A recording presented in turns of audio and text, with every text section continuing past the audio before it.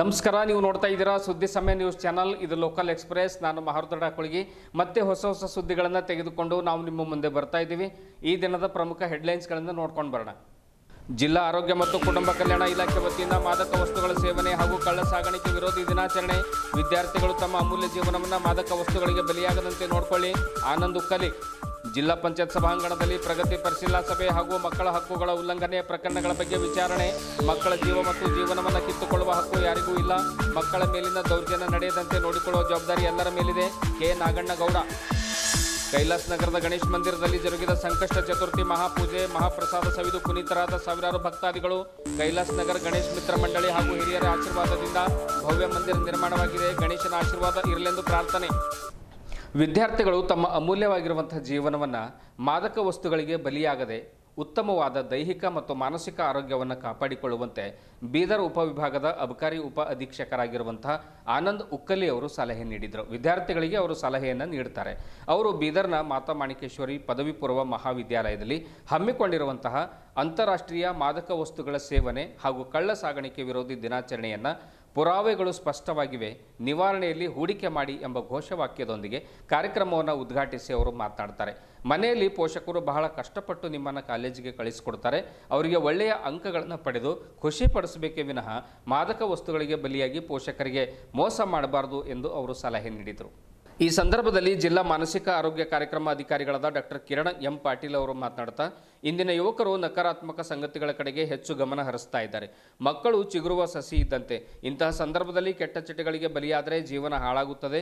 ದೈಹಿಕ ಆರೋಗ್ಯ ಕಾಪಾಡಲು ಉತ್ತಮ ಆಹಾರ ಸೇವನೆ ಮಾಡಬೇಕು.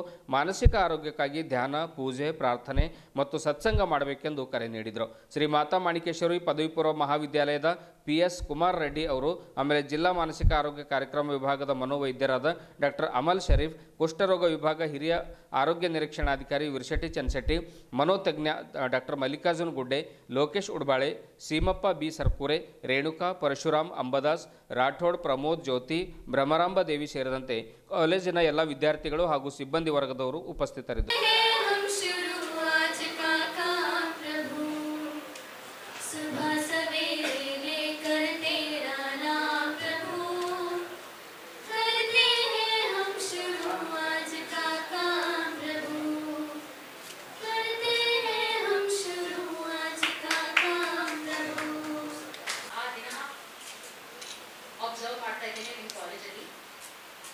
ಪ್ರಿನ್ಸಿಪಲ್ ಸರ್ ತುಂಬ ಧನ್ಯವಾದ. ಅವರು ನನಗೆ ಅವಕಾಶ ಕೊಟ್ಟಿದ್ದಾರೆ.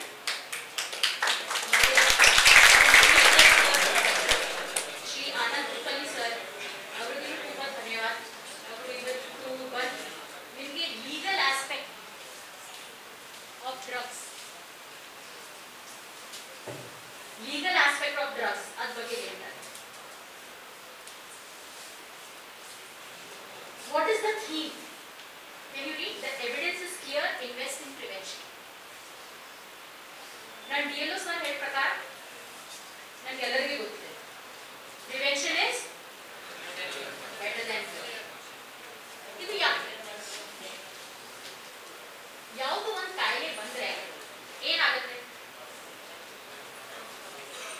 ತುಂಬ ಸಫರಿಂಗ್ ಅಂತ ಒಂದು ಜ್ವರ ಬಂದಿದೆ, ರೈಟ್? ಕೋವಿಡ್ ಎಕ್ಸಾಂಪಲ್ ಜ್ವರ ಬರುತ್ತೆ, ಬಾಡಿ ಏಕ್ಸ್ ಇರ್ತದೆ, ಮತ್ತೆ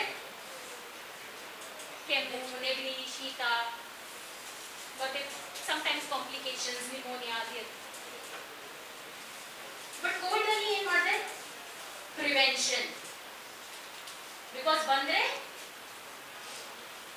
ಡೆತ್ ಆಗಬಹುದು, ಆಗಬಾರ್ದು, ಅದಕ್ಕೋಸ್ಕರ ಪ್ರಿವೆನ್ಷನ್, ಸೋಷಿಯಲ್ ಡಿಸ್ಟೆನ್ಸಿಂಗ್. ಆಮೇಲೆ ಮೆಡಿಕಲ್ ಕಾಲೇಜ್ಗಳ ಪಕ್ಕದಲ್ಲಿ ಡ್ರಗ್ಸ್ ನ ಮಾರಾಟ ಮಾಡೋದನ್ನ ಪತ್ತೆ ಹೆಚ್ಚು ಮಾಡಿದ್ವಿ. ಏನ್ ಡ್ರಗ್ಸ್? ನಾನು ಸಿಂಥೆಟಿಕ್ ಡ್ರಗ್ ಒಂದಿದೆ ಅಂತ.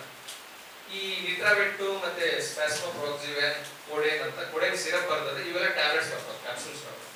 ಇವುಗಳನ್ನ ಮತ್ತೆ ನಾವು ಈ ವರ್ಷನೂ ಕೂಡ ಒಂದು 10,000ದಷ್ಟು ಸ್ಪ್ಯಾಸ್ಮೋಪ್ರೋಕ್ಸಿವೆನ್ ಕ್ಯಾಪ್ಸೂಲ್ ಮತ್ತೆ ಸೀಸ್ ಮಾಡಿದ್ವಿ. ಇಂಥದ್ದು 4 ಪ್ರಕರಣಗಳನ್ನ ನಾವು ದಾಖಲೆ ಮಾಡಿದ್ವಿ. ಇದರಲ್ಲಿ ಒಂದು ಈ ಅಲ್ಲಿ ಚಿಟ್ಟ ಇಂಜಿನಿಯರಿಂಗ್ ಕಾಲೇಜ್, ಅಲ್ಲೊಂದು ಪಕ್ಕದಲ್ಲಿ ಒಬ್ಬ ಲೇಡಿ ಮಾಡ್ತಾ ಇದ್ರು. ಇನ್ನೊಂದು ಈ ಮಂತ್ರವಾಡಿ ಅಂತ ಒಂದಿದೆ, ಮಂಗರವಾಡಿನಲ್ಲಿ 2 ಕೇಸ್ ಮಾಡಿದ್ವಿ. ಸೊ ಈ ತರದ್ದು ಅವ್ರಿಗೆ ನೋಡಿ, ಇವಾಗ ಅವ್ರನ್ನ ನಾವು ಹಾಕಿ ಕನಿಷ್ಠ ಒಂದು 5-6 ತಿಂಗಳಾಯ್ತು ಅವ್ರನ್ನ ಅರೆಸ್ಟ್ ಮಾಡಿ ಒಳಗೆ ಹಾಕಿದ್ದೀವಿ, ಇನ್ನೂ ಬೇಲ್ ಆಗಿಲ್ಲ. ಇಂಥ ಕೇಸ್ಗಳಲ್ಲಿ ಬೇಲ್ ಆಗ್ಲಿಕ್ಕೆ ಸಾಧ್ಯನೇ ಇಲ್ಲ. ಕನಿಷ್ಠ 2 ವರ್ಷ 3 ವರ್ಷಗಳವರೆಗೆ ಜೈಲಲ್ಲೇ ಇರ್ತಾರೆ. ವಿಚಾರ ಮಾಡಿ, ಆವಾಗ ಅವ್ರ ತಂದೆ ತಾಯಿ ಆಗಿರ್ಬೋದು, ಅವ್ರ ಸಂಬಂಧಿಕರಾಗಿರ್ಬೋದು, ಅವ್ರ ಇತರೆ ಜನಕ್ಕೆ ಯಾವ ರೀತಿ ಎಫೆಕ್ಟ್ ಆಗ್ಬೋದು. ವೆರಿ ರೀಸೆಂಟ್ ಆಗಿರ್ತಕ್ಕಂಥ ಸಾರ್ ಹೇಳಿದ್ರು, ಸಿನಿಮಾ ತಾರೆಯರು ಯಾವ ತರ ನಶೆಯಲ್ಲಿ ಡೈಲಿ ಏನೇನಾಗ್ತಾರೆ ಅಂತ. 1-2 ಎಕ್ಸಾಂಪಲ್ ಹೇಳಿ. ಒಂದು, ನಿಮ್ಗೆಲ್ಲರಿಗೂ ಗೊತ್ತು, ಹಿಂದಿನಲ್ಲಿ ಒಬ್ಬರು ಸುಶಾಂತ್ ಸಿಂಗ್ ರಜಪೂತ್ ಅಂತ ಇದ್ರು. Very smart hero. ಅವ್ರು ಅತಿ ಚಿಕ್ಕ ವಯಸ್ಸಿನಲ್ಲೇ ತಮ್ಮ ಜೀವನವನ್ನ ಕಳ್ಕೊಳ್ಬೇಕಾಯ್ತು. ನಿಮ್ಗೆಲ್ಲ ಗೊತ್ತಾ? ಏನಾದ್ರು ಹಿನ್ನೆಲೆ ಏನಾದ್ರು ಗೊತ್ತಾ? ಪೇಪರ್ ನಲ್ಲಿ ಓದಿರ ಅದರಿಂದ ಎದರಿಂದ ಆಯ್ತು ಅನ್ನೋದು ಗೊತ್ತಾಯ್ತಲ್ಲ, ಡ್ಯೂ ಟು ಡ್ರಗ್ಸ್. ಆಮೇಲೆ ಇನ್ನೊಂದು, ಲಂಡನ್ ಅಲ್ಲಿ ಒಬ್ರು ಆಮಿ ಜೇಡ್ ಅಂತ ಒಬ್ರು ಲೇಡಿ, ಒಳ್ಳೆ ಪಾಪ್ ಗಾಯಕಿ, ಈ ಜಗತ್ತೇ ಅವರ ಸಂಗೀತವನ್ನ ಇಷ್ಟಪಡ್ತಾ ಇದ್ರು. ಆಮಿ ಜೇಡ್ ಅಂತ, ಆಮಿ ಜೇಡ್ ಅಂತ ಒಬ್ರು ಲೇಡಿ ನೋಡಿ. ಅವರು ತಮ್ಮ ಚಿಕ್ಕ ವಯಸ್ಸಿನಲ್ಲೇ ಇಡೀ ಜಗತ್ತಿಗೆ ಪರಿಚಯ ಆದ್ರು. ಹೆಂಗಂದ್ರೆ ಡ್ಯೂ ಟು ಅವ್ರದ್ದು ಒಂದು ಟ್ಯಾಲೆಂಟ್ ಇತ್ತು, ಸಂಗೀತ, ಪಾಪ್ ಗಾಯಕಿ. ಅವರು ಒಳ್ಳೆ ರೈಟರ್ ಕೂಡ, ಒಳ್ಳೆ ಆಕ್ಟರ್ ಕೂಡ ಆಗಿದ್ರು. ಅವರು 1983ರಲ್ಲಿ ಹುಟ್ಟಿ ಕೇವಲ 28ನೇ ವಯಸ್ಸಿಗೆ ಈ ಭೂಲೋಕವನ್ನು ಬಿಟ್ಟು ಹೋದ್ರು. 2011ರಲ್ಲಿ ಆಯಮ್ಮ ಸತ್ತೋದು. ಎದಕ್ಕೆ? ಡ್ರಗ್ ಅಡಿಕ್ಟ್ ಆಗಿ. ನೀವು ಆಮೇಲೆ ಟೈಮ್ ಸಿಕ್ಕಾಗ ಗೂಗಲ್ ಅಲ್ಲಿ ಒಂದು ಅವ್ರ ಬಗ್ಗೆ ಸರ್ಚ್ ಮಾಡಿ ನೋಡಿ, ಅವರು ಮೊದಲು ಹೆಂಗಿದ್ರು ಆಮೇಲೆ ಹೆಂಗಾದ್ರು. ಜಸ್ಟ್ ನಿಮ್ಗೆ ನಾನು ಇದಿದ್ರೆ ತೋರಿಸ್ತಿದ್ದೆ.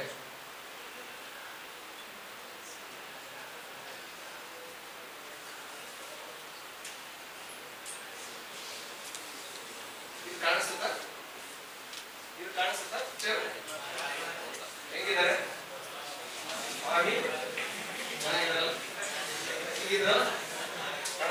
ಹೌದು. ಡ್ರಗ್ಸ್ ಸೇವಿಸಿದ ಮೇಲೆ ಹೆಂಗಾದ್ರು, ಅಡಿಕ್ಟ್ ಆದ್ಮೇಲೆ ಹೆಂಗಾದ್ರು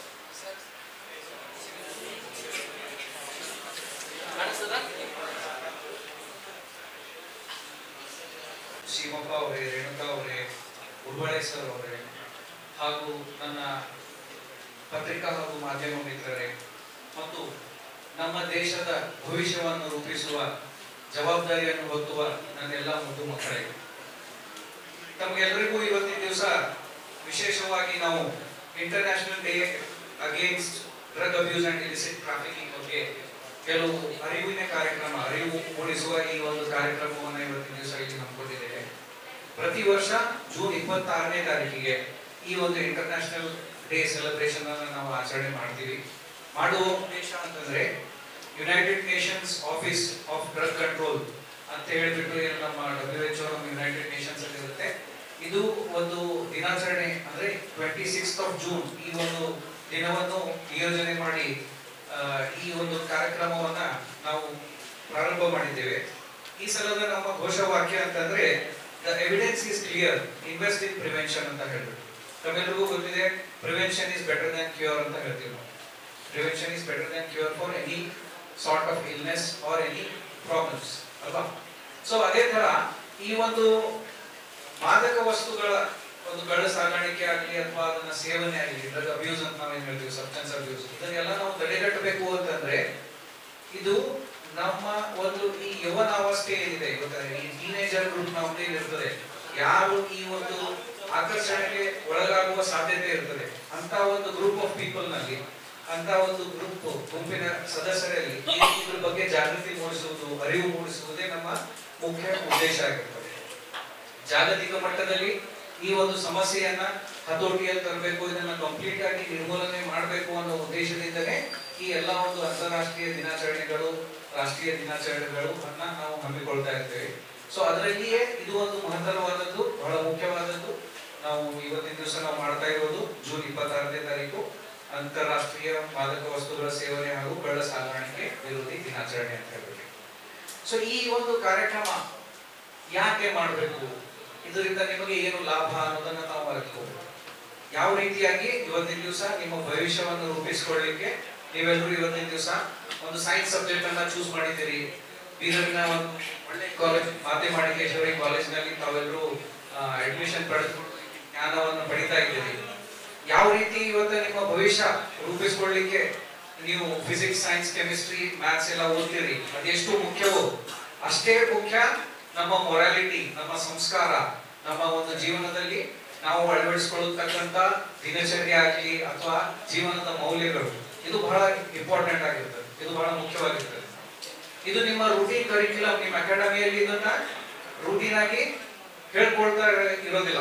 ಇದ್ರ ಬಗ್ಗೆನೂ ಕೂಡ ಮಾತಾಡಬೇಕು, ಇದ್ರ ಬಗ್ಗೆನೂ ನಿಮಗೆ ಜಾಗೃತಿ ಮೂಡಿಸಬೇಕು, ಅರಿವು ಮೂಡಿಸಬೇಕು ಅನ್ನೋ ಒಂದು ಮುಖ್ಯ ಉದ್ದೇಶದಿಂದ ಇವತ್ತಿನ ದಿವಸ ನಾವು ಆರೋಗ್ಯ ಇಲಾಖೆ ಹಾಗೂ ನಮ್ಮ ಜಿಲ್ಲಾಡಳಿತ, ಜಿಲ್ಲಾ ಪಂಚಾಯತ್, ಜಿಲ್ಲಾ ಆರೋಗ್ಯ ಇಲಾಖೆ, ಜಿಲ್ಲಾ ಮಾನಸಿಕ ಕಾರ್ಯಕ್ರಮ ವಿಭಾಗ ಮತ್ತು ನಮ್ಮ ಎಕ್ಸೈಸ್ ಡಿಪಾರ್ಟ್ಮೆಂಟ್ ಎಲ್ಲರೂ ಕೂಡ ಕೈ ಜೋಡಿಸಿ ಇವತ್ತಿನ ದಿವಸ ನಾವಿಲ್ಲಿ ಈ ಒಂದು ಅರಿವಿನ ಕಾರ್ಯಕ್ರಮವನ್ನು ತಮ್ಮ ಎದುರು ಉಣಬಡಿಸಲು ನಾವು ಬಂದಿದ್ದೇವೆ.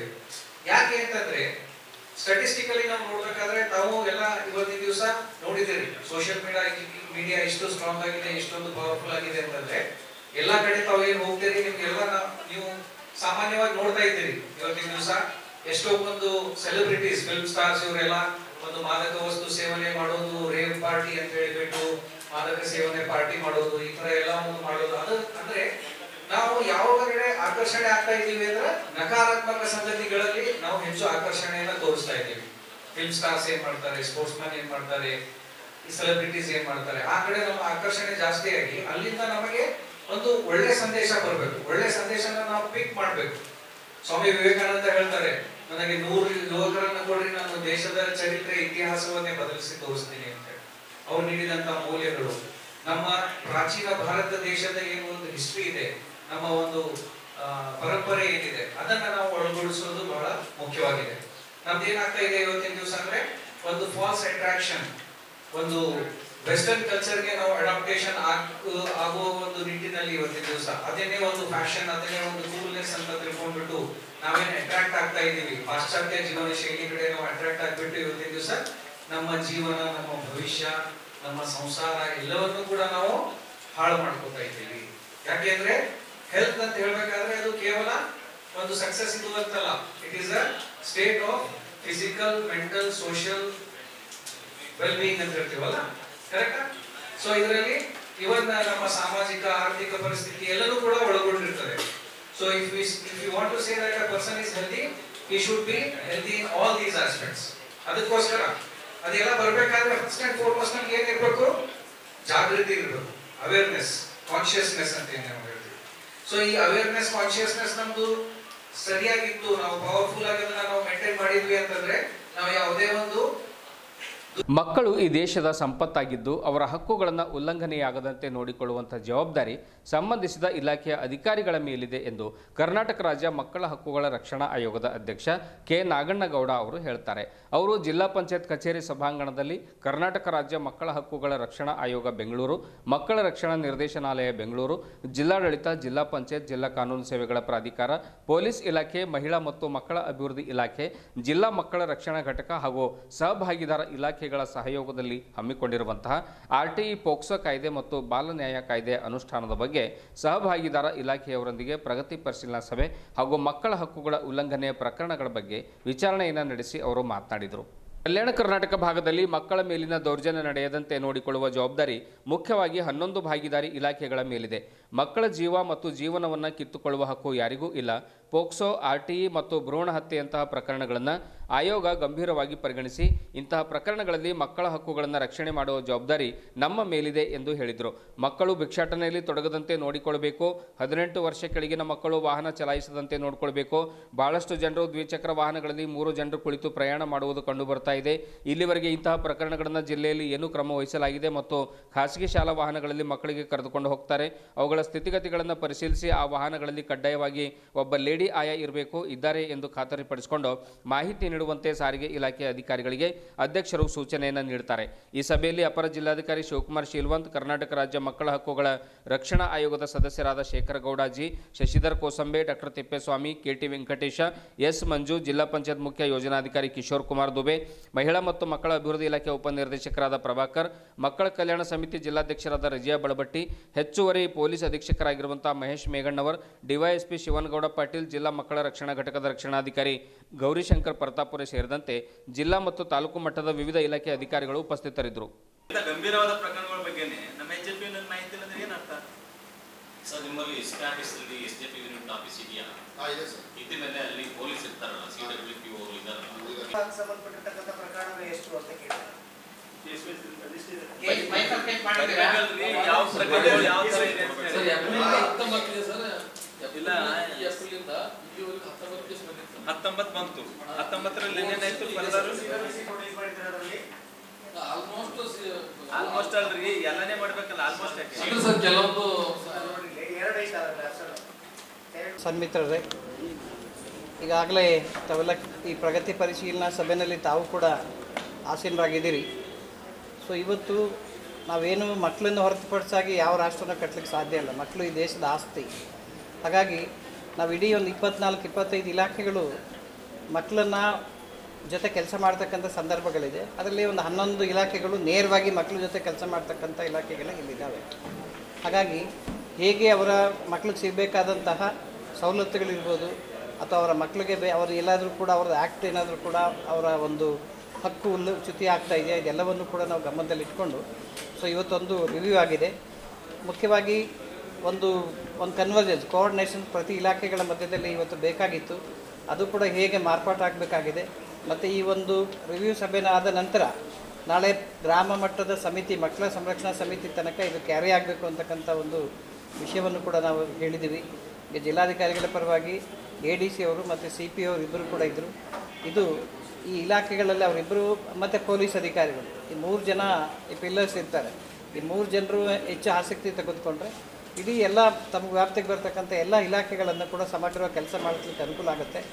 ಮತ್ತು ಆಯೋಗ ತುಂಬ ಇಶ್ಯೂಗಳನ್ನು ಕೂಡ ಇವತ್ತು ನಾವು ನೋಡ್ತಾ ಇದ್ದೀವಿ. ಕಲ್ಯಾಣ ಕರ್ನಾಟಕ ಭಾಗದಲ್ಲಿ ಕೂಡ ಅನೇಕ ಮಕ್ಕಳ ಮೇಲೆ ಆಗ್ತಕ್ಕಂಥ ದೌರ್ಜನ್ಯಗಳಿರ್ಬೋದು, ಮಕ್ಕಳನ್ನ ನೆಗ್ಲಿಜೆಂಟ್ ಮಾಡೋಂಥದ್ದು, ಇದೆಲ್ಲ ಕೂಡ ಆಗ್ತಾಯಿದೆ. ತುಂಬ ಒಂದು ನಮಗೆ ಗಮನಕ್ಕೆ ಬಂದದ್ದು ಅಂದರೆ ಪೋಕ್ಸೋ ಕೂಡ ಮಕ್ಕಳಿಗೆ ನಾವು ನ್ಯಾಯ ಕೊಡ್ಸೋಕ್ಕಾಗಲಿಲ್ಲ ಅಂತಂದರೆ ಅದೇನು ಅಂತ ಕೂಡ ನಾವು ನೋಡ್ತೀವಿ. ಡೆಫಿನೆಟಾಗಿ ನಾವು ಏನಾದರೂ ಪೋಕ್ಸೋಲ್ಲಿ ಕಂಡುಬಂದ ತೊಂದರೆಗೊಳಪಾದಂಥ ಮಕ್ಕಳುಗಳಿಗೆ ಸರಿಯಾಗಿ ಸಾಕ್ಷಿಯನ್ನು ಒದಗಿಸಿ ಆ ಮಾಡಿದಂಥ ವ್ಯಕ್ತಿಗೆ 100ಕ್ಕೆ 100 ಶಿಕ್ಷೆ ಆಗಬೇಕು. ಮಕ್ಕಳ ಹಕ್ಕು, ಮಕ್ಕಳ ಜೀವ ಮತ್ತು ಜೀವನವನ್ನು ಕಿತ್ಕೊಳ್ಳಿಕ್ಕೆ ಯಾರಿಗೂ ಅಧಿಕಾರ ಇಲ್ಲ.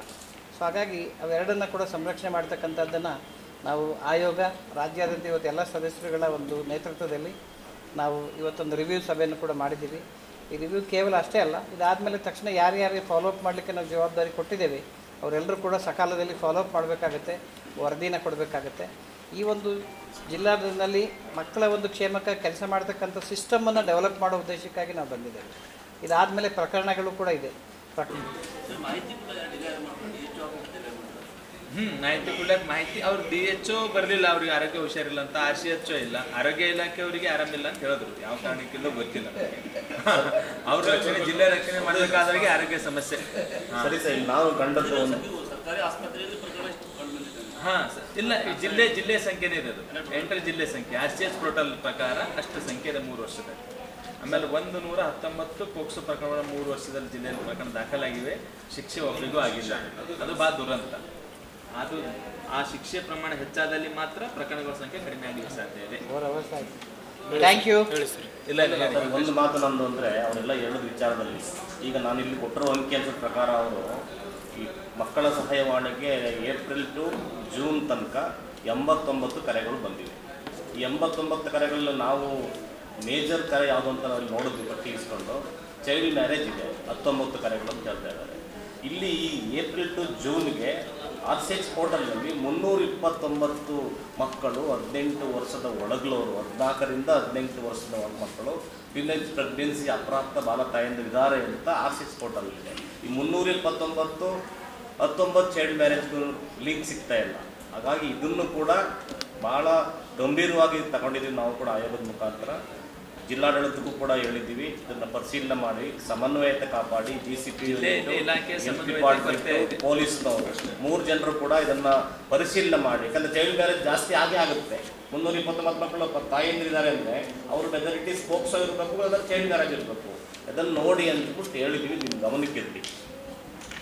ಕ್ರಮೇಣವಾಗಿ ಕೈಗೊಳ್ಳಬೇಕಂತ ಇನ್ಸ್ಟ್ರಕ್ಷನ್ಸ್ ಕೊಟ್ಟಿದ್ದಾರೆ ಸರ್, ಅದನ್ನು ತಗೊಳ್ತೀವಿ. ಟ್ರಾನ್ಸ್ಜೆಂಡರ್ ರೂಮ್ನು ಕೂಡ ಒಂದು ಮಾಡೋದಕ್ಕೆ ತಾವು ತಿಳಿಸಿದ್ದಾರೆ ಸರ್, ಇದರ ಬಗ್ಗೆ ಕ್ರಮ ಕೈಗೊಳ್ತೀವಿ ಸರ್. ಅಂಗನವಾಡಿ ಕಟ್ಟಡ ಕುರಿತು ಇನ್ನೂ ಎಲ್ಲೆಲ್ಲಿ ಜಮೀನುಗಳು ಅಲಭ್ಯತೆ ಇದೆ ಅದನ್ನು ನಾವು CDPO ಮತ್ತು DD ವುಮನ್ ಆ್ಯಂಡ್ ಚೈಲ್ಡ್ ಕಡೆಯಿಂದ ಮಾಹಿತಿಯನ್ನು ತಗೊಂಡು ಸ್ಟಾರ್ಟ್ ಮಾಡ್ತೀವಿ ಸರ್. ಎಲ್ಲೆಲ್ಲಿ ಲ್ಯಾಂಡ್ ಇದೆ ಅಲ್ಲಿ ಕೊಡ್ತೀವಿ ಸರ್. ಇಲ್ಲದೇ ಇದ್ದಲ್ಲಿ ಅದು ಯಾವ ಥರ ಕ್ರಮ ಕೈಗೊಳ್ಳಬೇಕು CSI ಟು ಅದ್ರ ಬಗ್ಗೆ ನಾವು ವಿಚಾರ ಮಾಡಿ ಅದನ್ನು ಪೂರ್ತಿಗೊಳಿಸ್ತೀವಿ ಸರ್. ಆಮೇಲೆ ಕಾರ್ಮಿಕ ಇಲಾಖೆಯಿಂದ 35,000 ಕಂಪೆನ್ಸೇಷನ್ ಕೊಡುವಂಥದ್ದು ತಾವು ಹೇಳಿದ್ದೀರಿ ಸರ್. ಅದೇ ಈಗ 25 ಕೇಸ್ದು ಏನಿದೆ ಅದನ್ನು ನಾನು ಪರ್ಸನಲಿ ನೋಡ್ತೀನಿ ಸರ್. 35,000 ಕೊಟ್ಟಿದ್ದಾರೆ ಇಲ್ವಾ ಅನ್ನುವಂಥದ್ದು ಸರ್. ಆಮೇಲೆ ಟಾಸ್ಕ್ ಫೋರ್ಸ್ ಮೀಟಿಂಗ್ ನಮ್ಮ ತಹಸೀಲ್ದಾರ್ಸ್ ಮಾಡುವಂಥದ್ದು ತಾವು ಹೇಳಿದ್ದೀರಿ ಸರ್. ಈಗ ಸ್ಟ್ರಿಕ್ಟಾಗಿ ಅವರು 3 ತಿಂಗಳಿಗೊಮ್ಮೆ ಮಾಡುವಂಥದ್ದು ಇಂಪ್ಲಿಮೆಂಟೇಷನ್ ಮಾಡ್ತೀವಿ ಸರ್. ರೇಜಂತಲಲ್ಲಿ ಯಾವ ರೀತಿಯಾಗಿ ಸಿದ್ಧಿವಿನಾಯಕ ದರ್ಶನ ಜನರು ಪಡ್ಕೊಳ್ತಾರೋ ಅದೇ ರೀತಿಯಾಗಿ ಕೈಲಾಸ ನಗರದಲ್ಲಿ ಕೂಡ ಒಂದು ಸಿದ್ಧಿವಿನಾಯಕ ಗಣೇಶ ಮಂಡಳಿ ನಿರ್ಮಾಣವಾಗಿದೆ. ಅಂದರೆ ಅಲ್ಲೊಂದು ಗಣೇಶ ಮಂದಿರ ಇದೆ. ಸಿದ್ಧಿವಿನಾಯಕ ಗಣೇಶನ ಪೂಜೆಯನ್ನು ಮಾಡಿ ಸಂಕಷ್ಟಹರ ಚತುರ್ಥಿಯ ಪ್ರಯುಕ್ತವಾಗಿ, ಅಂದರೆ ಅಂಗಾರಿಕ ಸಂಕಷ್ಟ ಚತುರ್ಥಿ ಪ್ರಯುಕ್ತವಾಗಿ ಅಲ್ಲಿಯೂ ಕೂಡ ಮಹಾಪ್ರಸಾದವನ್ನು ಆ ಓಣಿಯವರು ಮಾಡ್ತಾರೆ. ಸುಮಾರು 30 ವರ್ಷಗಳಿಂದ ಕೈಲಾಸ ನಗರದ ಗಣೇಶ ಮಂದಿರದಲ್ಲಿ ಪೂಜೆಯನ್ನು ಪುನಸ್ಕಾರಗಳನ್ನು ನಡೆಸ್ಕೊಂಡು ಬರಲಾಗ್ತಾ ಇದೆ. ಮೊದಲು ಕೇವಲ 150 ರೂಪಾಯಿ ನೀಡಿ ಮೂರ್ತಿಯನ್ನು ತರಲಾಗಿತ್ತು. 1992ರಿಂದ ಒಂದು ಸಣ್ಣ ಮಂದಿರ ಅಂದರೆ ಇಂದು ಭವ್ಯವಾಗಿ ಬೆಳೆದಿದೆ. ಯುವಕರು ಕೂಡ ಚೆನ್ನಾಗಿ ಮುನ್ನಡೆಸ್ಕೊಂಡು ಹೋಗ್ತಾ ಇದ್ದಾರೆ. ಇಂದು ಅಂಗಾರಿಕ ಸಂಕಷ್ಟ ಚತುರ್ಥಿ ಪ್ರಯುಕ್ತ ಸುಮಾರು 70 kg ಅಕ್ಕಿಯನ್ನು ಹಾಕಿದ್ದೇವೆ. ಸಾವಿರಾರು ಭಕ್ತಾದಿಗಳು ಮಹಾಪ್ರಸಾದವನ್ನು ಸವಿದು ಧನ್ಯರಾಗಿದ್ದಾರೆ ಎನ್ನುವಂತಹ ಮಾತನ್ನು ಮಂದಿರದ ಕಾರ್ಯದರ್ಶಿಗಳಾಗಿರುವಂತಹ ಮನೋಹರ್ ಕುಲಕರ್ಣಿ ತಿಳಿಸ್ತಾರೆ. ಕೈಲಾಸ ನಗರದ ಗಣೇಶ ಮಂದಿರದಲ್ಲಿ ಅಂಗಾರಿಕ ಸಂಕಷ್ಟಹರ ಚತುರ್ಥಿ ಪ್ರಯುಕ್ತ ಗಣೇಶನ ಪೂಜೆಯನ್ನು ನೆರವೇರಿಸಿ ಅವರು ಮಾತನಾಡ್ತಾರೆ. ಮಂದಿರದ ಉಪಾಧ್ಯಕ್ಷರು ನಮ್ಮೊಂದಿಗೆ ಮಾತನಾಡ್ತಾ, ಇಂದಿನ ಶುಭ ದಿನದಂದು ಅಲ್ಲಮಪ್ರಭು ನಗರ, ಶಿವಾಜಿ ನಗರ, ಗುಂಪ, ಆಮೇಲೆ ಮೈಲೂರು ಸೇರಿದಂತೆ ವಿವಿಧ ನಗರದಿಂದ ಸಾವಿರಾರು ಭಕ್ತಾದಿಗಳು ದರ್ಶನವನ್ನು ಪಡ್ಕೊಂಡಿದ್ದಾರೆ ಹಾಗೂ ಪ್ರಸಾದವನ್ನು ಸವಿದಿದ್ದಾರೆ ಎನ್ನುವಂಥ ಮಾತನ್ನು ಕೂಡ ಅವರು ಹೇಳಿದರು. ಕೈಲಾಸ ನಗರದ ನಿವಾಸಿ ಶರಣು ಎಂಬುವವರು ಮಾಧ್ಯಮದವರೊಂದಿಗೆ ಮಾತನಾಡಿ, ಇಂದು ಮಹಾಪ್ರಸಾದ ಮಾಡಿಸುವ ಅವಕಾಶ ಸಿಕ್ಕಿದ್ದು ನನ್ನ ಸೌಭಾಗ್ಯ. ಯುವಕರು ಅಂದರೆ ಶ್ರೀ ಶಿವಗಣೇಶ್ ಮಿತ್ರ ಮಂಡಳಿಯವರು ಉತ್ತಮವಾಗಿ ನಡೆಸ್ಕೊಂಡು ಹೋಗ್ತಾ ಇದ್ದಾರೆ. ಮಂದಿರ ಇನ್ನೂ ಭವ್ಯವಾಗಿ ಬೆಳೆಯಲಿ, ಯುವಕರು ಉತ್ಸಾಹದಿಂದ ಮುಂದೆಯೂ ಕೂಡ ಹೀಗೆ ಮುನ್ನಡೆಸಿಕೊಂಡು ಹೋಗಲಿ ಎಂದು ಶುಭ ಹಾರೈಸಿದರು. ಯುವಕರು ಹಾಗೂ ಶಿವಗಣೇಶ್ ಮಿತ್ರ ಮಂಡಳಿಯ ಶ್ರೀಕಾಂತ್ ಶೆಟ್ಕರ್ ಅವರು ಮಾತನಾಡ್ತಾ, ಸುಮಾರು 30 ವರ್ಷಗಳಿಂದ ಮಂದಿರವನ್ನು ಕಷ್ಟಪಟ್ಟು ನಿರ್ಮಿಸಿ ಹಿರಿಯರು ಅದನ್ನು ಉಳಿಸಿ ಬೆಳೆಸಿಕೊಂಡು ಬಂದಿದ್ದಾರೆ. ಇದೀಗ ಹೊಸ ಗಣೇಶ್ ಮೂರ್ತಿ ನಿರ್ಮಿಸಲಾಗಿದೆ. ಹಿರಿಯರ ಮಾರ್ಗದರ್ಶನದಲ್ಲಿ ನಾವು ನಡೀತಾ ಇದ್ದೇವೆ. ಅವರ ಬೆನ್ನೆಲುಬಾಗಿ ನಾವು ಸದಾ ನಿಲ್ತೇವೆ. ಮಂದಿರದ ಅಭಿವೃದ್ಧಿ ವಿಷಯದಲ್ಲಿ ಶಿವಗಣೇಶ್ ಮಿತ್ರ ಮಂಡಳಿ ಸದಾ ಉತ್ಸಾಹದಿಂದ ಕೆಲಸ ಮಾಡ್ತಾ ಇದೆ ಎಂದು ಹೇಳಿದರು. ಇದೇ ವೇಳೆ ಶ್ರೀ ಗಣೇಶ್ ಪೂಜೆ ನೆರವೇರಿತು. ಭವ್ಯ ಆರತಿ ಕಾರ್ಯಕ್ರಮದಲ್ಲಿ ಕೈಲಾಸ ನಗರ ಸೇರಿದಂತೆ ಹಲವು ಕಡೆಗಳಿಂದ ಆಗಮಿಸಿದ ಸಾವಿರಾರು ಭಕ್ತಾದಿಗಳು ಭಕ್ತಿಯಿಂದ ಪಾಲ್ಗೊಂಡಿದ್ದರು. ಬಳಿಕ ಗೋಧಿ ಹುಗ್ಗಿ, ಅನ್ನ, ಸಾಂಬಾರು, ಮಹಾಪ್ರಸಾದವನ್ನು ವಿಶೇಷವಾಗಿ ಸವಿದು ಪುನೀತರಾದರು. ಎಲ್ಲ ನಿವಾಸಿಗಳಿಗೆ ಅನಂತ ವಂದನೆಗಳು. 1992ರಲ್ಲಿ ಇಲ್ಲಿ 4 ಮನೆದು ಮೊದಲನೇ ಮನೆ ನಂದೇದ. ಈ 30 ವರ್ಷದಿಂದ ಈ ಗಣೇಶನ ಕಾರ್ಯದರ್ಶಿಯಾಗಿ ಕೆಲಸ ಮಾಡ್ತಿದ್ದೀನಿ. ಉಪಾಧ್ಯಕ್ಷರಿಗೆ 4 ಮಂದಿ ಹೋಗ್ಯಾರ. ಕಮಲಾಕರ್ ರಾವ್ ಮತ್ತು ಮನೋಹರ ಹುಣಸಿಕರ್, ಮುರಳೀಧರ ಕುಲಕರ್ಣಿ ಇದ್ದಾರೆ. ಉಪಾಧ್ಯಕ್ಷರಾಗಿ ಮಾಣಿಕರಾವ್ ಅವರು 30 ವರ್ಷದಿಂದ ಇದ್ದಾರೆ. 1992ರ ಮನೆ ಕಟ್ಟಿದ 4 ಮನೆದ್ದು ಈ ಕೈಲಾಸ ಎಲ್ಲ ಜನರ ಸಹಾಯದಿಂದ ಯಾರಿಗೂ ಒತ್ತಾಯ ಮಾಡ್ದಂಗೆ ತಮ್ಮ ಮನಪೂರ್ವಕವಾಗಿ ಕನಸು ತಂದಾಗ ಕೊಟ್ಟು ಈ ಬಿಲ್ಡಿಂಗ್ ಇಲ್ಲಿ ತನಕ ಬಂದದ. ಮೊದಲಿಗೆ 150 ರೂಪಾಯಿ ಕೊಟ್ಟು ಮೂರ್ತಿ ತಂದಿದ್ವಿ. ಆ ಮೂರ್ತಿಯಿಂದ ಈಗ 2 ವರ್ಷದಿಂದ ಹಿರಿಯ ಕೈಲಾಸ ಒಂದು ಮಂಡಳಿ ಅದ. ಅವ್ರೇನಪ್ಪ ಅಂದ್ರೆ ಇದಕ್ಕೆ ಅನ್ನಸಂತರಣೆ ಮಾಡ್ತಾರೆ, ಅವರೇ ಮಾಡ್ತಾರೆ. ಗುಡಿ ನಮ್ಮ ಅಷ್ಟು ಚೆಂದ ಆಗಂಗಿಲ್ಲ ಮತ್ತು ಹುಂಡಾಗೂ ಬಿಡ್ತದ. ಅವರು ಹುಡುಗರೇ ಮಾಡ್ತಾ ಇದ್ದಾರೆ. 2 ವರ್ಷದಿಂದ ಅವ್ರ ಕಾರ್ಯಕ್ರಮ ಹಂಚ್ಕೊಂಡದ. ಇದು ಶಾಶ್ವತವಾಗಿ ಹಾಗೆ ನಡೀತು ಎಂಬುದು ನಾನು ಇಚ್ಛೆ. ನನಗೆ ಹೆಚ್ಚಿಗೆ ಮಾತಾಡೋಕ್ಕೆ ಬರೋಂಗಿಲ್ಲ. ಅದಕ್ಕೇನಪ್ಪ ಅಂದ್ರೆ ಇಲ್ಲಿಗೆ ಮುಕ್ತಾಯ ಮಾಡ್ತೀನಿ. ಮತ್ತೇನು, ನನ್ನ ಹೆಸರು ಮನೋಹರ್ ಕುಲಕರ್ಣಿ, ನಾನು ಕಾರ್ಯದರ್ಶಿ ಅಂತ ಇಲ್ಲೇ ಕೆಲಸ ಮಾಡ್ತೀನಿ. ಇದು ಕೈಲಾಸನಾಗ ಹೆಸರಿಟ್ಟಿದ್ದು ನಾವೇ. ಚತುರ್ಥಿ ಎಷ್ಟು ವರ್ಷದಿಂದ ಮಾಡ್ತೀರಿ? ಈಗ ಚತುರ್ಥಿ ಊಟ ಕೊಡೋದು 2 ವರ್ಷ. 2 ವರ್ಷದಿಂದ ಚತುರ್ಥಿ ಮೊದಲು ಮಾಡ್ಕೊಂತಿದ್ದೀವಿ. ಊಟ ಅನ್ನಸಂತರಣೆ ಇಟ್ಟಿದ್ದು 2 ವರ್ಷದಿಂದ. ಅದು ಹುಡುಗರು ಎಲ್ಲ ಕೈಲಾಸ ಮಿತ್ರ ಮಂಡಳಿ ಅಂತ ಮಾಡ್ಕೊಂಡ್ರೆ ಕೈಲಾಸನಾಗ. ಆ ಕೈಲಾಸ ಮಿತ್ರ ಮಂಡಳಿದವರೇ ಇದನ್ನು ಮಾಡ್ತಾ ಇದ್ದಾರೆ. ದೇವಸ್ಥಾನ ಕಡೆಯಿಂದ ಕೈಲಾಸ ಮಿತ್ರ ಮಂಡಳಿ ಕಡೆಯಿಂದ ಅವರು 3-4 ಮಂದಿ ಏನಪ್ಪ ಅಂದ್ರೆ ಪಟ್ಲಿ ಗಿಟ್ಟಿ ಏನೋ ತೊಗೊತಾರೆ, ಅವ್ರ ಕಡೆಯಿಂದ ಆಗ್ತಾರೆ. ಇದು ಗುಡಿ ಕಡೆಯಿಂದ ಅವ್ರು ಸಹಾಯ ಮಾಡ್ತಿದ್ದಾರೆ. ಅದು ಗುಡಿ ನಮ್ಮ ಲಟ್ಟಿನ ಬಾಳ್ಕಿಗೆ ಬಂದಿದ್ರೆ ಈಗ ಮುಂದೆ ಬರ್ಬೋದು ಅಂತ ನನ್ನ ಆಸೆ. ಎಲ್ಲ ಸಮಸ್ತ ಕೈಲಾಸ ಜನರಿಗೆ ಅಭಿನಂದಿಸುತ್ತಾ ಈ 92ನೇ ಇಸ್ವಿ ಹಿಡಿದು ಈ ಗಣೇಶ ಮಂದಿರದ ಮಾಡ್ತಾರೆ. ಅವರು ಸೆಕ್ರೆಟ್ರಿ ಅವರು ಮನೋಹರರಾವ್ ಕುಲಕರ್ಣಿ ಅವರು ಕಾರ್ಯದರ್ಶಿ ಅವರು ನಡೆಸ್ಕೊಂಡು ನಡೆದಾರ. ನಾವು ಈಗ ಉಪಾಧ್ಯಕ್ಷರಾಗಿ ಕೆಲಸ ಮಾಡ್ತಾ ಇದ್ದೀವಿ. ಅದನ್ನು ಈ ಅನ್ನ ಸಂತರ್ಪಣೆ ಮಾತ್ರ ಕೈಲಾಸ ನಗರದ ಮಿತ್ರ ಮಂಡಳಿ ಹುಡುಗರು ಅವರು ಮಾಡ್ತಾ ಇದ್ದಾರೆ. 2 ವರ್ಷ ನಡೆದು ನಡ್ಬರ್ಕ ಅಂದ್ರೆ ಕೆಲವರು ಭಕ್ತರು ಮಾಡ್ತಾ ಇದ್ದಾರೆ. ಈ ಸಲ ಇವತ್ತು 800 ಪ್ರತಿ ಸಲ 800, 700, 800 ಮಂದಿ ಬರ್ತಾರೆ. ಇವತ್ತು ಜಾಸ್ತಿ ಅಲ್ಲ, ಇವತ್ತು 800 ಮೇಲೆ 900, 1000 ತನಕ ಬಂದಿದ್ದಾರೆ. ಅಕ್ಕಿ 80 kg ಅಕ್ಕಿ ಹಾಕಿ, ಹಾಂ, 1 ಕ್ವಿಂಟಲ್ ಅಕ್ಕಿ, ಹುಗ್ಗಿ ಮತ್ತು ಹಂಗೆ ಸಾರು, ಸಾಂಬಾರು ಎಲ್ಲ ವ್ಯವಸ್ಥೆ ಮಾಡ್ತಾ ಇದ್ದೀವಿ. ಮುಂದಿನ ಹುಡುಗರಿಗೆ ಎಲ್ಲ ವ್ಯವಸ್ಥೆ ಮಾಡಿ ಈಗಂತೂ ಎಲ್ಲ ಶೆಡ್ಡು ಎಲ್ಲ ಮಾಡಿದ್ದೀವಿ. ಎಲ್ಲ ವ್ಯವಸ್ಥೆ ಮಾಡಿ ಅವರಿಗೊಂದು ರಿಜಿಸ್ಟ್ರೇಷನ್ ಮಾಡಿ ಅವ್ರ ಕೈದಾಗ ಕೊಡ್ಬೇಕಂತೀವಿ 1 ವರ್ಷ.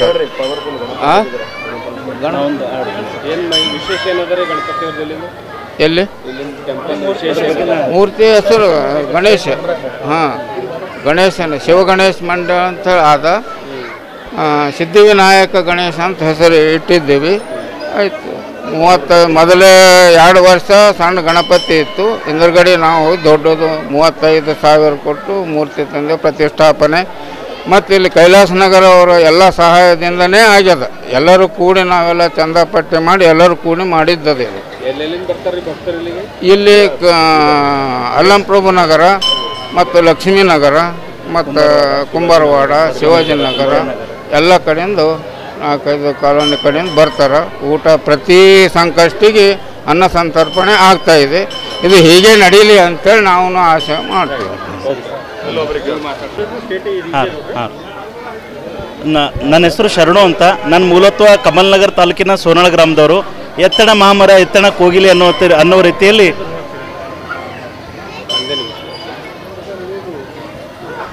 ನನ್ನ ಹೆಸರು ಶರಣು ಅಂತ.